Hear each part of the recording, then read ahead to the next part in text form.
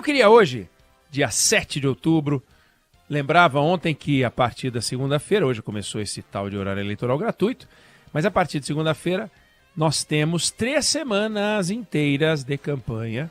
Não é tanto assim, ao mesmo tempo, cada dia sua agonia, cada dia sua mudança, cada dia a campanha pode ganhar um outro ar, uma declaração mal posta aqui, uma declaração bem recebida acolá, um apoio inesperado, um movimento aqui e acolá, e as coisas podem surpreender, mas, a gente tem que tomar um cuidado muito grande, que é com a simplificação. Boa parte da tensão provocada pelas discussões inflamadas entre as pessoas que são apaixonadas pelo Bolsonaro e pelas pessoas que são apaixonadas pelo Lula, fora o fato de que apaixonar-se por um político é talvez um exagero do fanatismo, mas boa parte daqueles que seguem um e seguem outro cometem um erro comum, que é o erro da simplificação. O erro da simplificação é acreditar, para começar, que um candidato só tem virtudes e que outro candidato só tem defeito. Obviamente, o meu candidato tem virtude e o seu só tem defeito. Isso é o cúmulo da simplificação, né? E a discussão política, o debate não, mas a discussão, a confusão política, ela deriva da simplificação. Você fala ou escuta, ou alguém fala, ou alguém escuta, o seu candidato fez não sei o quê. E o teu que não sei o quê. É a simplificação. A simplificação, ela emburrece, a simplificação irrita, a simplificação é injusta, a simplificação ela é desonesta, porque todo mundo é muito mais complexo do que apenas um conjunto de virtudes de um lado e um conjunto de defeitos do outro. Os candidatos têm virtudes e defeitos, e sopesando as virtudes e defeitos, ou a posição ideológica, que as pessoas decidem como vão votar. Mas a simplificação, ela está batendo na porta a todo instante. E eu vou falar de uma simplificação e de outra. Mas a primeira simplificação a que eu quero me referir é uma simplificação que vem da ideia infantil e vou te dizer, facilita para organizar os mapas, facilita para a gente entender o Brasil, mas ao mesmo tempo não é tão verdadeiro assim, que é você pegar o Brasil e ver em quantos estados o Lula ganhou. O Lula ganhou em 14 estados, né? Em quantos estados o Bolsonaro ganhou? O Bolsonaro ganhou em 12 estados. Aí fica aparecendo, e aí você pinta o Brasil de azul para dizer Bolsonaro, pinta o Brasil de vermelho para dizer Lula, e você olha o mapa do Brasil, o Brasil está dividido. Tem um pedaço aqui de cima, todo Lula, pedaço aqui de baixo, olha, todo Bolsonaro. E aí fica aparecendo que Alagoas é Lula e que São Paulo é Bolsonaro. Fica aparecendo que Minas é Lula, Minas, porque o Lula ganhou, e Santa Catarina é Bolsonaro. Só que isso não é uma mega simplificação.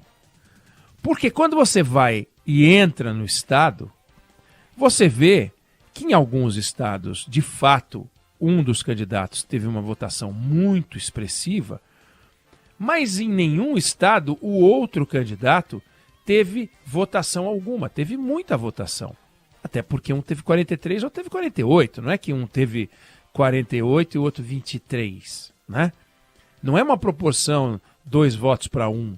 Não, é 1 ponto alguma coisa para 1. A 48 a 43 sabe, 5 pontos. 5 pontos de diferença. É muito voto? Claro que é muito voto. 6 milhões e tantos votos. Mas pega 6 milhões na base 156 milhões de eleitores e vê que diferença. Como esses 5 é pouco. É pouco. Então, é tudo muito complexo. Vamos pegar um estado, por exemplo, um estado como Minas Gerais.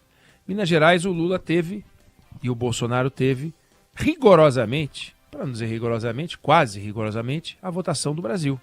Lula teve 48,29, na votação geral teve 48,4, algo assim, e Bolsonaro teve 43,6 e o número é 46,4 e tal. Então, Minas Gerais traduz o Brasil. Minas Gerais traduz o Brasil. Aí você vai lá ver, e na hora de pintar o mapa, Minas é vermelha. Minas é do Lula. Minas é do Lula. Aí você pega o estado de São Paulo, né? Bolsonaro teve 47,7% dos votos, Lula teve 41% quase dos votos. Você vai lá e pinta, São Paulo é Bolsonaro. Pô, só que dentro de São Paulo tem 12 milhões e 200 mil votos para o Bolsonaro, mas tem 10 milhões e 400 mil votos para o Lula. E quando a gente vai para Minas Gerais, eu estou correndo com a tabelinha aqui, o Lula teve 5 milhões e 800 mil votos em Minas, mas o Bolsonaro teve 5 milhões e 200 mil votos. Então, quando você olha esses dois estados, que são os dois maiores colégios eleitorais do país, é meio que dividido, invertido. Então, se um fala, não, esse estado já é... Quando a gente vê a análise, fala, não, esse estado já é de fulano, aquele estado é de Beltrano. Não é. Não é. Claro, você pega, por exemplo, Santa Catarina, Bolsonaro teve 62 contra 29 do Lula. Dá 2 milhões e 600, mas o Lula teve quase 1 milhão e 300 mil votos. Dá para ignorar 1 milhão e 300 mil votos? Não dá para ignorar 1 milhão e 300 mil votos. Então, é preciso que a gente não simplifique. O Brasil não está pintado de vermelho na metade, tanto que gera até aqueles comentários, o Lula ganhou nos estados onde tem mais analfabetismo. O Bolsonaro ganhou nos estados onde tem mais educação.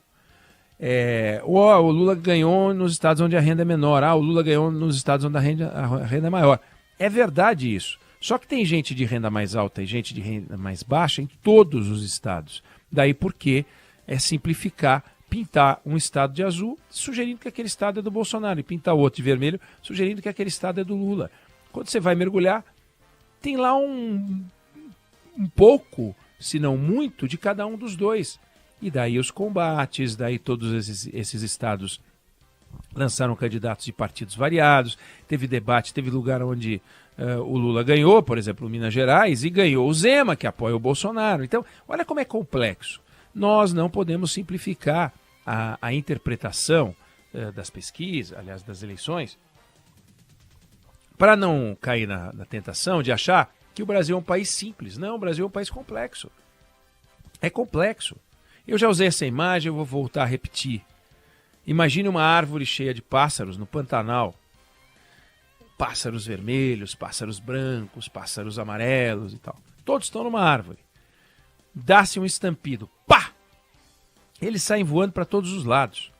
Cada um vai para um lado e o conjunto dos lados e dos movimentos produz uma mancha. Tirar a conclusão sobre aquela mancha sugerindo que aquilo é uma tendência organizada de cada uma das aves é um erro. Mas, ainda assim, há um conjunto. Há uma nuvem que se forma. E ela não é comandada por ninguém. O que nos leva à segunda simplificação. Fechar com um líder como a Simone Tebet ou fechar com um líder como o Zema resolve alguma coisa. Não resolve. Nem deixa de resolver. A simplificação é fazer uma contabilidade sugerindo que eleição é uma regra de 3. Eleição é uma soma aritmética. Tem o governador, tem os votos. Não tem o governador, não tem os votos. Não é assim. Não é assim. As pessoas, quando vão votar, elas votam por razões as mais variadas. Elas não seguiam pelos desejos e pela simplificação dos analistas, nem pelos desejos e as simplificações que os políticos fazem. Eles sabem que o Romeu Zema só vai ser útil para o Bolsonaro se o Romeu Zema sair falando com os prefeitos, mobilizando os cabos eleitorais junto com os prefeitos, com os deputados estaduais que estão ligados a ele, os deputados federais que já foram eleitos, senadores, etc. É só assim, se essa máquina de capilaridade grande conseguir fazer alguma coisa, sim, pode ter reversão de votos em Minas Gerais, como pode ter reversão de votos em todos os estados, algum tipo de reversão, gente que pode mudar de ideia. E isso não é só porque o estado é vermelho. Se fosse vermelho, estaria tudo resolvido, não tem mais o que fazer, nem para o Zema ali, nem para alguém que apoia o presidente Lula em São Paulo, onde o estado é bolsonarista, né, nesse sentido da simplificação. Mas pelos números a gente vê que tem uma parcela importante do PT ocupando espaço em São Paulo. Claro, a vida do Lula é melhor em Minas Gerais, que ele está na frente, do que em São Paulo, onde o candidato dele, que foi para o segundo turno, aparecia nas pesquisas em primeiro lugar. Quando abriram as urnas, ele está bem para trás do candidato do Bolsonaro. E, aliás, debate segunda-feira, não podemos perder, em São Paulo.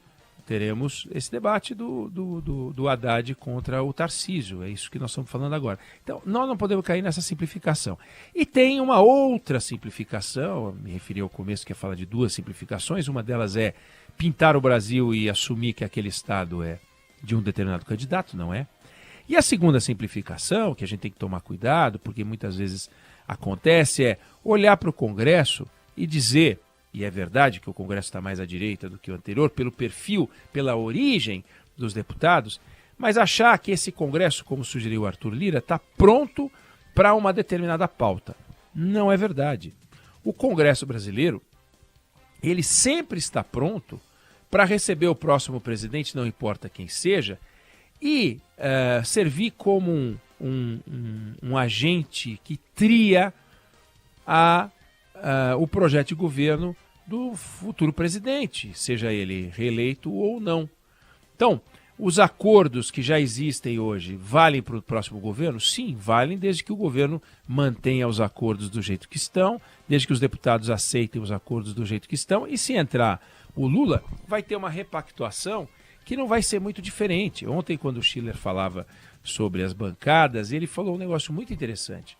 O Congresso não muda tanto assim quanto as pessoas pensam, embora ele esteja um pouco mais à direita. O que vale são as discussões e as forças. Então, por exemplo, o Lula, quando entrou em 2003, tinha uma ampla maioria no Congresso. Mas ele tinha uma ampla maioria e ele foi capaz de passar algumas pautas e não passar outras pautas. Veja, o governo reformador do Michel Temer, e era um governo reformador, que tinha um programa de governo, Ponte para o Futuro, não conseguiu aprovar a reforma da Previdência. Quem conseguiu aprovar foi o governo Bolsonaro, que só conseguiu aprovar porque a discussão tinha sido encaminhada no governo Temer e costurada no governo Temer. Aí conseguiram aprovar, mas o governo Bolsonaro não conseguiu aprovar a reforma da Previdência, da tributária, apesar de ser um Congresso que tinha a maioria, e tem, do Centrão, e vai ter mais ainda. Então, as coisas saem e não saem pela qualidade da relação entre os poderes e não apenas uma conta matemática, uma regra de 3. De véspera, você fala, não, em 2003 o PT e os partidos da base de apoio do Lula tinham mais de 376 deputados. Dos 15 partidos que estavam representados no Congresso Nacional, 11 apoiavam o governo. Então, esse ambiente, ele se adapta, ele se molda e ele se movimenta. Entrando o novo governo ou mantendo esse governo atual, as discussões vão ter que acontecer. Nenhum deputado novo vai aceitar, só porque ele pertence a determinado partido, que aquelas discussões sejam aprovadas sem que ele possa interferir ou ter algum tipo de vantagem. Seja uma vantagem política, seja uma vantagem eleitoral lá na frente, uma contrapartida por emendas.